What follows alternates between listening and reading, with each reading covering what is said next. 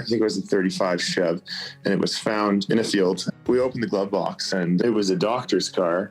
And in the back seat was his little pouch with all of his tools, and it was a traveling doctor. And in the front with the glove box was his personal glasses and a little letter from his loved one for the day, basically saying that they love each other and they're a very cute couple, him and his partner. And in the glove box, deep in the back, after you've got through all this, was a dusty old coin. And most coins would be whatever. And a little gold coin actually was end up worth more than the whole car, but it is amazing that people forget or just completely gap on that they left when they parked the car. We found all sorts of things in cars. I'm Peter McCulley. That's Matt Sager of Vancouver Island, who is featured in the History Channel's TV show entitled Lost Car Rescue. Matt talks about his passion for rescuing classic cars, where they find them, and the team that makes it happen when Today in BC continues. Why spend hours searching dealerships, comparing makes and models? Find the best of BC's inventory in one place, todaysdrive.com. You'll have access to inventory across BC, where you can easily find a vehicle that fits your needs and gets you where you need to go in comfort. Get in the driver's seat. Don't miss out on the many options we have available for you. Powered by Black Press Media, todaysdrive.com connects you with exclusive new and used car deals. Matt, you were born on Vancouver Island and grew up in the Cowichan Valley. Were you always interested in older cars and trucks? Was that a part of your youth? Oh, yes, very much. I think I was born loving vehicles of all kinds. And so if you love old cars and trucks, even though you're a younger guy, should you have been born in a different era? All my close friends say that I was born in the wrong era and that I am one of an old soul. But yes, very much. I think maybe 50 years later than I probably should have been. I always like to say, because it is truly how I feel, that the car world is an aging population, and the understanding of what it is that we actually are all passionate about and trapped in these old souls here. It's not something that you have to be 90 years old. It's very addicting, and people, father, sons, mother, daughters, should jump in, try it out, try restoring one or try building one. So I understand when you started out, it was just you, a trailer and a truck off searching for whatever vehicles you could find. Yeah, I was working up north and I didn't have really much at all. Very simple. And it really very much grew from, a pickup truck and a trailer to what we have now. And so how did that passion grow into a television show? Oh, it's a whirlwind trip for sure. The short version, I started out alone up north, working up north. The north is in north of Prince George. And when I was working, I saw many vehicles. My brothers and I had a company in the north. And I was flying around, saw hundreds of vehicles for work, and I just couldn't believe they were left in the wild to defend for themselves. So I started recording them, and then in the summers I would spend a week or two recovering them, and then next year it was a month, and then the year after it was 3 months, and the team grew, and the planes grew, and my one trailer wasn't big enough, so a semi was acquired to move 8 or 9 at a time, and then it just grew and grew. And then everybody knew what we did in small towns because we were really well known. Everybody kept saying, the world needs to see what you do. It's very unique. So we shot a small reel and sent it to some production companies. And here we are. History gobbled it up. They didn't even hesitate. And that was almost 4 years ago. So when I was reading up on the show ahead of our conversation, I ran across the story with this headline: New Canadian TV show sees young car nuts hunt from the air. I thought it was pretty funny, but it's probably pretty accurate. Oh, very much so. We are car nuts to the core, and we wouldn't be able to do what we do without hunting. And that's an antique airplane you have as well. I guess it depends on what's antique. I think it's a pretty new one myself, but it is a 1948 Stinson 108-3. And it flies like it was off the showroom floor yesterday, but it's very much an old relic of the skies for sure.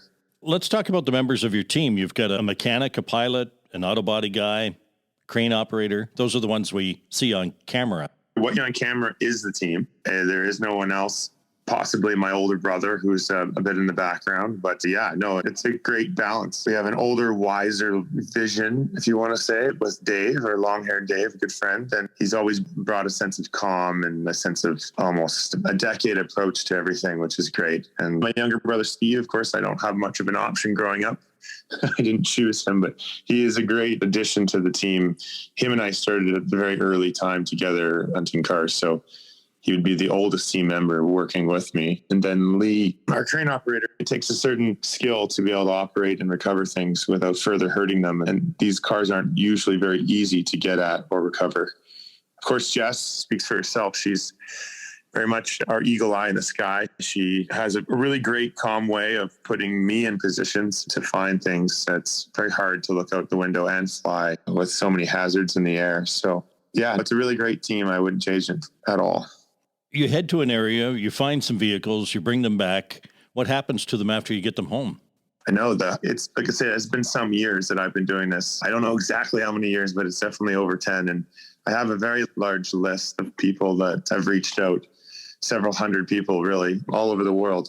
Basically, we place cars almost like an adoption agency. We really want to make sure that the stories of those cars and the wishes of the people that we find them are respected moving forward. For example, the cars aren't chopped up or parted out just because they may be worth more in that avenue. So we place the cars to families, car builders, customers, if you will, that will build them and bring them back to their original state or modified state and show them off to the world, which is our goal, because a car that is loved is a sage car, not a car that just sits in a field. Tell us about the best find ever in British Columbia. Why, in your opinion, was it the best find ever? Oh, that's a loaded question. There's so many. That's a question I get a lot, and I think it changes every time because I like so many of them. But I have to say, my best find is not so much dictated on the value of it. When I find a car, what I'm looking for is a car that no one else knows where it is, or a car that's truly lost, undeniably. One that is basically fell through the cracks of time, been encapsulated in a barn, or abandoned over a ravine, could be under 2 feet of leaves and you never see it. One of them would probably be an old 37 Ford truck I found. Not overly expensive, not overly worth a lot money-wise, but that truck was as parked, and the gentleman who had it in northern BC up by Fort St. John, his father's truck. And it's beat up, but the story that went with it was just epic. And basically without that truck, they wouldn't have survived as a family. And it was just nothing special in particular. When you look at it, it's just, you had to be there. You had to listen to it. And these trucks are more than just chunks of steel. They're the backbone or the spine of a family or a settlement, even a town. And that's what's so exciting about them, is that there's no two vehicles the same. There's no two stories the same. And that we almost collect those stories like they're characters in our, in a greater picture. So it's really hard to say just one, but that old Ford was definitely moving when I got to hear that story. It's all about the stories. If you don't have a story, then it's just a chunk of metal. And if you can see that same chunk of metal in almost anywhere, the cars that we find, the vehicles that we find, they're not one of ones. They're one of hundreds or one of thousands that were ever made. So there's thousands of the exact same one that you see us find, but it will never have the same story or carry the same weight in the testament of time of where it is. And that's what we're really hunting. The vehicle itself is just truly the vehicle that takes us on this time warp across Canada of all the places we find it. So it is really exciting when you get to hear these neat stories. You also spend lots of time searching for vehicles on the prairies. I heard you say that finding the vehicles is usually not the hard part. It's the getting the owners to part with them, even the ones that they don't know they have. No, for sure. And I wouldn't say it's the hard part is getting them to part with them. I think it's shared with trying to figure out who just owns it. There's just millions and millions of kilometers of fields, and those property lines are skewed over time. There's a lot of people that, if you can imagine, own tens of thousands of acres. You may fly for half a day until you could find a dwelling that someone might actually live in. You'll find many dwellings, many homesteads, many relatives, but more than likely not the owner. So yes, it is a very lengthy process sometimes to not only locate the vehicle, but then make sure you're buying it from the right owner and that everyone's going to be happy at the end of the day. I don't blame people for wanting to hold on to them. And I always like to tread that line of being an outsider or being a guest on their land and making sure that we get a chance to hear that story before we even approach them to try to acquire it or save it, because sometimes they are saved just right where they are. And it sounds weird to think that a vehicle could be so amazing and so rare and watch it rust away. But sometimes that's just what they should be doing. And they're just that close to the family that they should stay right there. So it's really important that we respect that on our journey. When Today in BC continues, we'll find out about some of the surprising things that have been found in vehicles and about a season 2 for the show. From the latest community news to informative, entertaining reads for travelers and the cannabis curious, just visit your local Black Press Media community newspaper website to sign up today. Today in BC is a Black Press Media podcast. Matt, have you had any rescues that have been fully restored and you followed them along and maybe they made it to the big time, like one of those TV auctions for Barrett Jackson or whoever? I couldn't tell you that. I have hundreds of vehicles. I can only imagine that some of them have gone to that level of being restored and then auctioned off. I have placed or sold vehicles that have exceeded values that I'd ever imagined they would be, but I can't actually say that I know of any that have been auctioned. Have you got a favorite vehicle that you might have found and kept for yourself and put in the garage and restored it, or maybe you're thinking about restoring it? And if so, what is it? Yeah, I try not to keep too many wrangles with my issues of hoarding cars. I think a saved car is a car that is loved in a heated storage or in a very close proximity to someone's heart as far as being restored soon. So hoarding many is against my goal. But I do have a 4 or 5 that I like to keep at any given time that I've found. And they change from time to time with rare relics that we come across. Yeah, I think one of the ones that I enjoy the most is from last season. It was really a long time coming to find that 1936 cord. It's going to be probably a 5 to 6 year restoration just to find parts to actually finish it off. That's probably one of the ones I enjoy looking at the most. It's weird cool. I'm all about that. The Cord is a beautiful vehicle.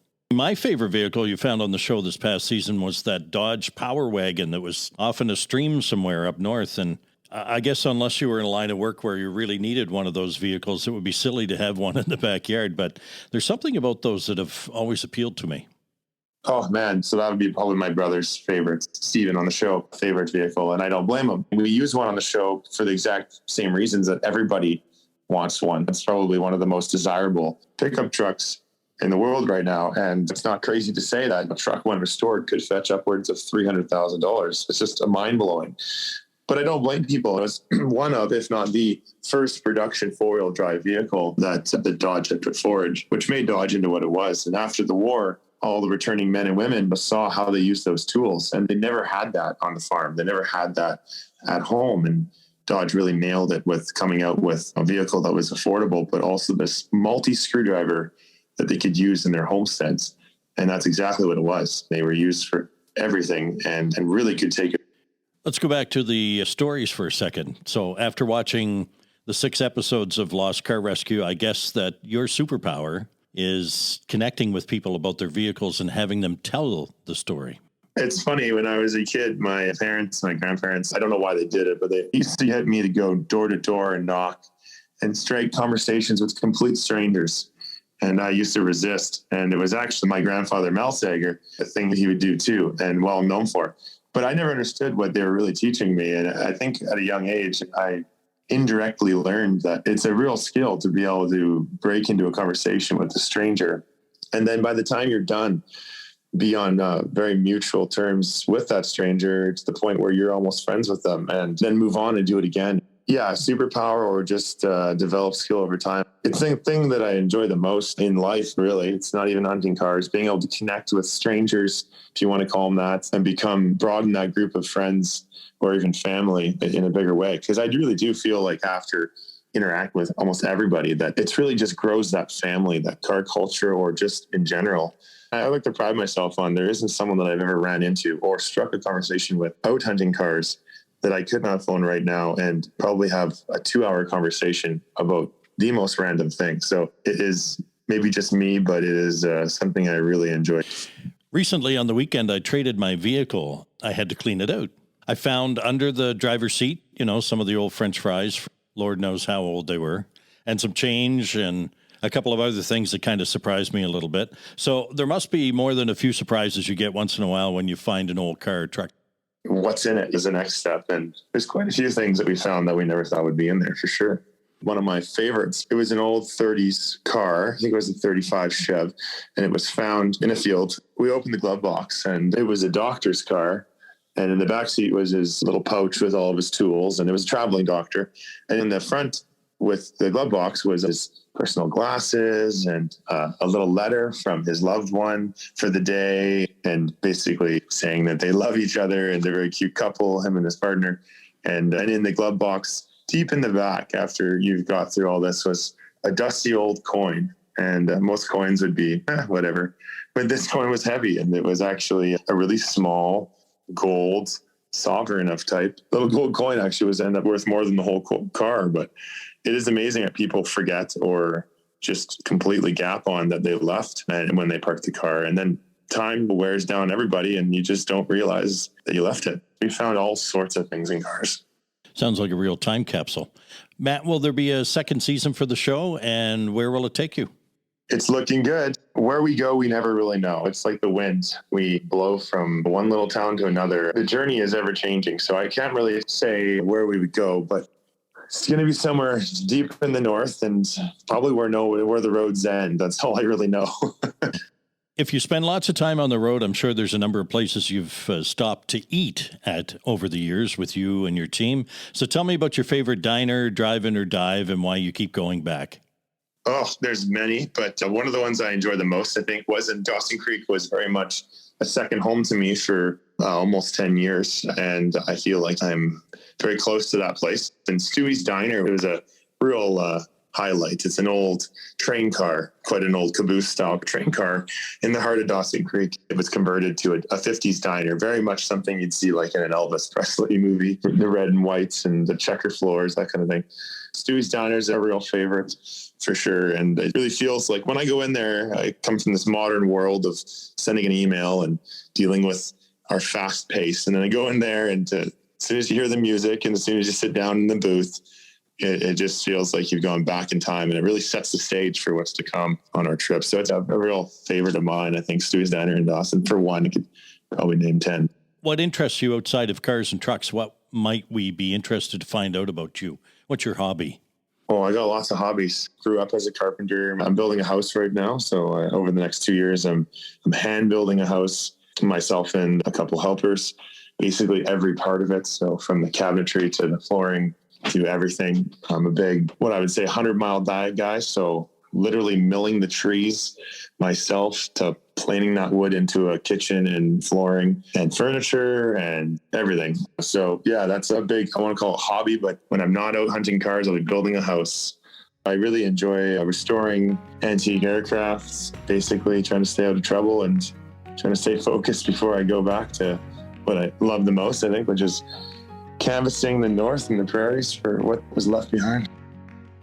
I'd like to thank Matt Sager of Vancouver Island, who was featured in the History Channel's TV show entitled Lost Car Rescue. If you have suggestions or comments, send a voice message to podcast@blackpress.ca. You may be part of our podcast mailbag segment. You'll find Today in BC podcasts on iTunes, Spotify, Amazon, iHeart, and Google Podcasts.